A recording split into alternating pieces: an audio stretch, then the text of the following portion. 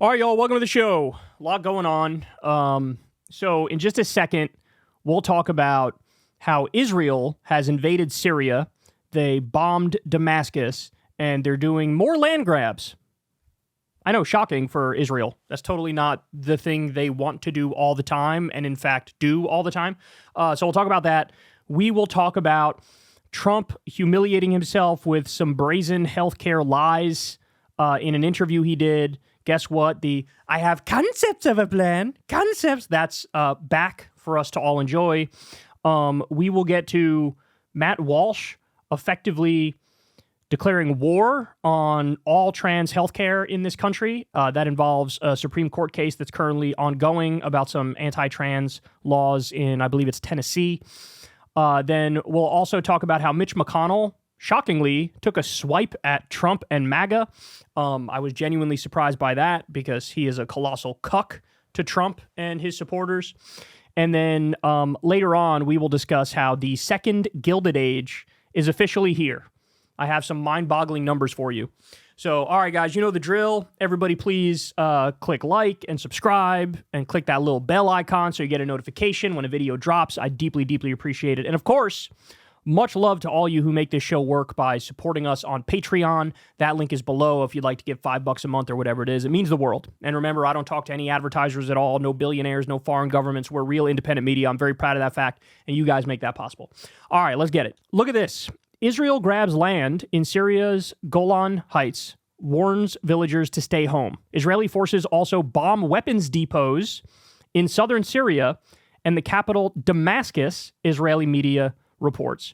Israel has seized territory in Syrian-controlled areas of the Golan Heights as its military warned Syrians living in 5 villages close to the Israeli-occupied portion of the strategic area to, quote, stay home. So understand something, guys. There's a different part of the Golan Heights that they hold, and they've been holding for a while, and this is a portion that the international community says that is still Syrian territory. But the U.S., under Trump, said, wrong, we officially recognize that area as part of Israel now. But what they're saying in this article is, since the fall of Assad in Damascus, Israel's taken even more territory in the Golan Heights. So Prime Minister Netanyahu says he ordered Israeli forces to grab a buffer zone in the Golan Heights established by a 1974 ceasefire agreement with Syria after a lightning advance by Syrian opposition forces ended Bashar al-Assad's rule. So there was an agreement in 1974 that held since then. And Israel said, well, fuck it. The Assad government's not there anymore. So our agreement is null and void, and we're going to take more territory. And I love this argument. They say, oh, we need a buffer zone. Okay, but that was the original argument for the parts of the Golan Heights that Israel already holds. They say this is a buffer zone. So in other words, they're saying we need a buffer zone for the buffer zone. Guys, who are we kidding? Just come out and say it. Just come out and say it. You want more land. You want more territory. You don't care about the rules. You don't care about the laws. In your heart of hearts, if you're Benjamin Netanyahu, you want to create greater Israel. This is something that, we talked about when it became very clear that Israel wanted to resettle Gaza. And now they're making a move on the West Bank as well. We said, hey, man, it's this whole greater Israel thing. It might seem like a conspiracy theory, but now we're starting to see some very clear evidence. They want to create a greater Israel. And, well, what the fuck else would you call this? Stealing more Syrian land the day Assad falls? And I'm supposed to conclude you don't want to create a greater Israel? You don't want to steal more territory? Netanyahu said on Sunday that the decades-old agreement had collapsed and that Syrian soldiers had abandoned their positions, necessitating the Israeli takeover. That's cute. We will not allow any hostile force to establish itself on our border, he said. Israel captured a portion of the Golan Heights in the 1967 war and annexed it. The international community, except for the U.S., views it as illegally occupied Syrian territory. After Netanyahu's comments, the Israeli military issued an urgent warning to Syrians living in Ofania, Kenitra, Al-Hamadiyah, Samdaniya, and Al-Garbiya, and Al-Catania, all close to the Israeli-occupied portion of the Golan Heights. The fighting in your area is forcing the IDF to act. I love that. And we do not intend to harm you. Oh, I'm sure. This is the shit they say to Palestinians in Gaza, too. Like, bro, we don't want to harm you. We just happened to kill your grandma. Colonel Avike Adre, The Israeli army's Arabic language spokesman said on social media, agricultural areas in the Israeli-occupied Golan Heights were declared closed military zones, and some schools shifted to online classes in anticipation of unrest. Syrians poured into the streets, echoing with celebratory gunfire on Sunday after a stunning opposition advance reached the capital of Damascus, putting an end to the al-Assad's family's 50 years of iron rule, but raising questions about the future of the country and the wider region. So Netanyahu was cheering Assad getting overthrown. Speaking from the Lebanese-Syrian border, Al Jazeera's Zain Basravi said that Israel was taking advantage of Assad's fall. Quote, what is happening is certainly to the benefit of the Israeli military, of the Israeli government. They are getting what they had said they wanted all along, weaker neighbors so that they can push their regional agenda. Wow. So more land grabs here. And look, there are wider implications to the fall of Syria. So Syria was used for a supply line that would help Hezbollah in Lebanon. It would help Palestinians. And now, with that supply line through Iran, starting in Iran, going through Syria, with that now gone, that's sort of like a crucial supply line for Palestinians and for Hezbollah is now donezo. So that doesn't bode well for Hezbollah and their ability to defend themselves from Israel. Certainly doesn't bode well for Palestinians. And then, of course, you have bigger questions about who these people are that took over the Syrian government. I mean, it wasn't that long ago that they were officially card-carrying members of Al-Qaeda. And the guy who leads HTS, which is the offshoot of Al-Qaeda that tried to rebrand, he's pretending now to be some sort of secular liberal who's in favor of pluralism. But, of course, that's just an act. And it's like, so what's going to happen here? I mean, any of a number of things can happen. It could be the case that this government just is aligned with the likes of Saudi Arabia and Qatar and Israel. It's possible that that's not the case and they end up fighting with Israel. I think that's probably more unlikely, though, to be honest. I know the U.S. is going to try to get their hands involved in this new Syrian government and try to mold them to be a good U.S. ally. I don't know how much you can mold Al-Qaeda members, right? But Israel views this as an opportunity. Clearly, this group of rebels does not have the ability at the moment to not only take, they did take Aleppo, but take Damascus, but also, control their borders? No, of course they can't. And so is Israel's viewing this as an opportunity.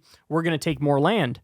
Now, there's also reports of Israel bombing Damascus and bombing what they say are all these weapons depots that were the former Syrian government's weapons depots all around Syria. You have the U.S. saying, we bombed 75 ISIS targets. And look, I think the fear was this Al-Qaeda group takes over and they're freeing prisoners all over the place. Some of these people are genuinely political prisoners and should have never been locked up in the first place. But also some of these people are literally like jihadists who had been locked up in the course of the war. And the U.S. is bombing these ISIS strongholds because they fear, ISIS can be released and can be used to align themselves with this new, effectively jihadist government in Syria. So everybody's playing with fire. But as that saying from Game of Thrones goes, chaos is a ladder, and that's what Netanyahu is doing here. He's using this chaos towards his ends. And is this the end of their ambitions? I fucking doubt it. I doubt it. Because if you look at that map of Greater Israel, it includes portions of a bunch of other countries. And anytime they see an opportunity, they're going to do it. And of course, the entire time, they're going to say, oh, it's defensive. Oh, it's for a buffer zone. Oh, it's because, we're so scared of them, etc. It's like, I don't know, man. You're the ones who've been carrying out a genocide for over a year now. You're the ones who are talking about resettling Gaza. You're the ones who are talking about officially annexing the West Bank, which is something Trump is supposed to let them do because Miriam Adelson gave him $100 million. So this is not good. The map is being remade as we speak, basically. The map is being remade as we speak. And it's a time of great, tremendous instability. And like I said, this has broader consequences for Russia and Iran and Hezbollah and Lebanon to lose a crucial ally to themselves bodes very poorly for them in the long run. And remember, this is why the Syrian government fell, because Russia's busy in Ukraine. All the money, all the manpower, all the weapons are over there. Iran is on the brink of war with Israel, so they're probably prepping their defenses. Hezbollah is in a war with Israel, so they're a little busy. So Assad didn't have the same sort of help that he had previously. So now these rebels have taken over.